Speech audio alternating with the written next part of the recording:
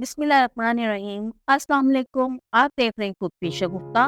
आज मैं बहुत ही मज़े की मीठी सी रेसिपी लेकर आई हूँ। जी हाँ, मैं बना रही हूँ कोकोनट की बर्फी। आप लोगों को यकीनन बहुत पसंद आएगी, तो आइए बनाना स्टार्ट करते हैं। कोकोनट की बर्फी बनाने के लिए पैन में मैं 1 कप घर की मलाई डाल रही हूँ और साथ ही 1 कप चीनी का शामिल कर दिया है। अच्छी तरह से पकाएंगे, इतना पकाएंगे कि चीनी मलाई में मेल्ट हो जाएगी। अब इसमें मैं 2 पिंच हरा कलर डाल रही हूँ। ये फूड कलर है। आप किसी भी कलर का आप डाल सकते हैं, येलो, ब्राउन, रेड, जो भी आपके पास अवेलेबल है आप वही डालिएगा। अब इतना पकाएंगे कि ये आप देख सकते हैं कि जिस तरह ये फ्लफी सा हो रहा है और झाग झाग सी बन रही है, इसी तरह का पकाना है हमने। और साथ ही मैंने 1 कप पिसा हुआ खोपरा भी शामिल कर दिया है। खोपरा डालकर अच्छी तरह से मिक्स करेंगे। अब मैं इसमें डाल रही हूँ 3 टेबलस्पून ड्राई मिल्क।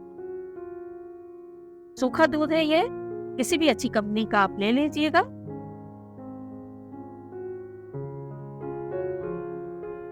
फ्लेम को मैंने अभी बंद नहीं किया है।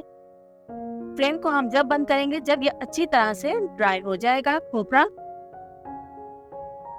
और ये देखिए बहुत अच्छी तरह से खोपरा ड्राई हो गया है। फ्लेम को मैंने इस टाइम बंद कर दिया है। अब अलग से एक प्लेट में मैंने ऑयल लगाया है, जिससे हम ग्रीस करेंगे।